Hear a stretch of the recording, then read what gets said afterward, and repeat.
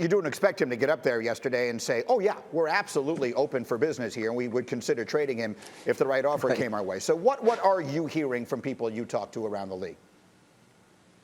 Yeah, hearing that the Eagles' preference, honestly, would be to bring Carson Wentz back and see if they can get this thing right. They're heavily invested in him. Remember, they traded up twice in the draft to go get him. They had to get from 13 to 8 to 2 to get him.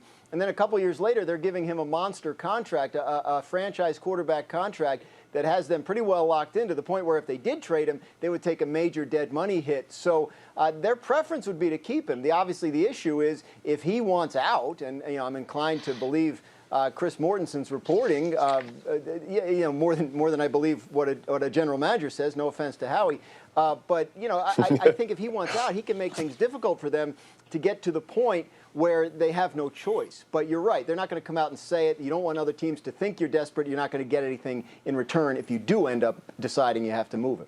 It's critical to point out that this is the general manager who traded up twice to take him and gave him that contract. So there's a lot of things going on here. And Mel, I'm trying to read the very stern expression on your face. What is your takeaway from this conversation?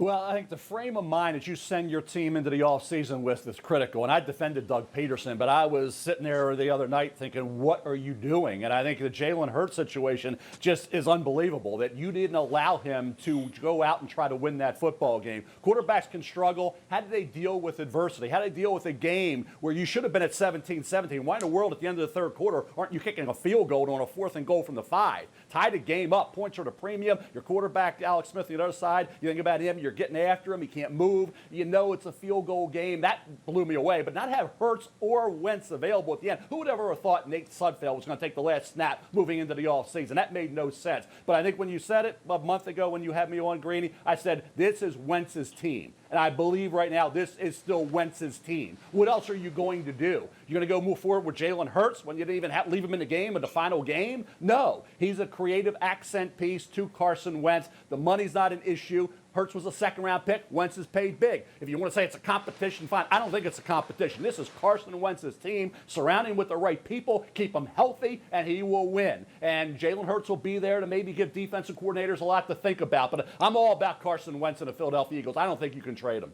What do you think, Marcus? I just listened to Mel and got so frustrated I lost my train of thought. First of all, it ain't Carson Wentz's team.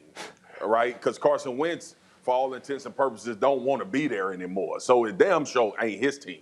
The Eagles are in a situation where the money is going to make this way more complicated than it should be. Carson Wentz has not come out, said anything, refuted any of the reports about him not wanting to be a part of the Philadelphia Eagles.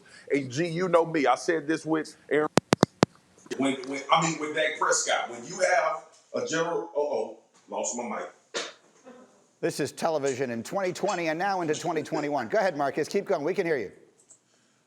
I lost my mic. Anyway, what I was saying was when we were talking about the Dak Prescott negotiations in Dallas, general managers, ownership don't play coy on a quarterback. I'm going to stand firm by that as long as I cover this league.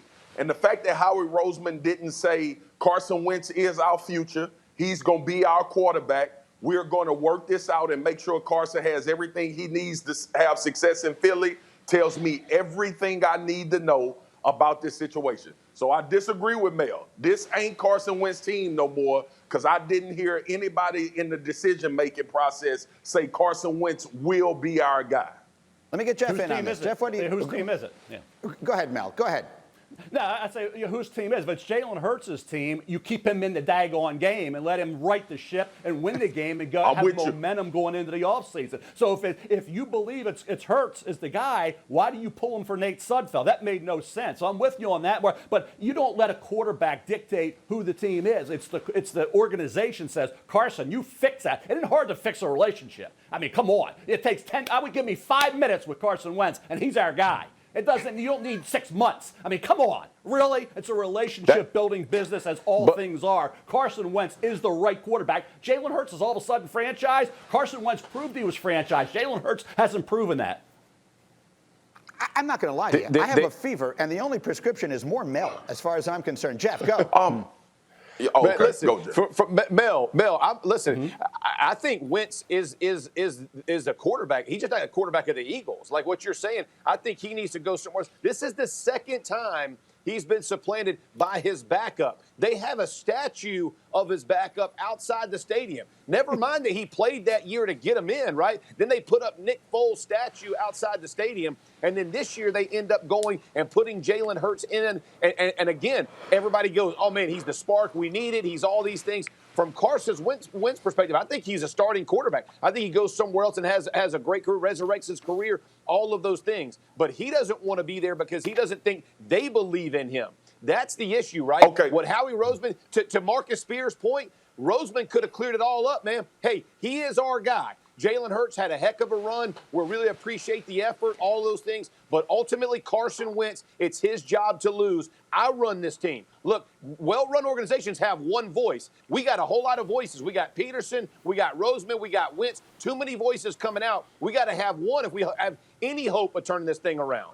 I will come back to this, Marcus. What drives you, real quick? Okay. Competitive energy drives you. Carson Wentz knows about Foles and Hurts. He has a chance now to prove with the right pieces that he's the guy. If I'm a competitor, and I know Wentz is tremendously competitive, he wants to prove those Eagle fans and be the guy. Just keep them healthy, get the pieces, and he can be that guy. And you can fix any relationship. At least that will take me about 5 minutes to fix that. Marcus, final word. Go. Mel, I like all the bass in your voice. I like when you come on here like this. I watch you with Ryan Clark and Foxworth do the same thing. But I'm going to tell you this, Mel. You need to pay attention a little bit more to all of the writing on the wall. First of all, we mad about Suffield being put in the game against the Washington football team. Why are we not mad that Carson Wentz wasn't dressed? Yeah. Why are we the $100 million guy that you say the franchise put pieces around him? Everybody mad as hell at Doug Pederson for putting Suffield in the game, and you didn't have a $100 million quarterback sign. Now, if it's anything to be mad about, it's that.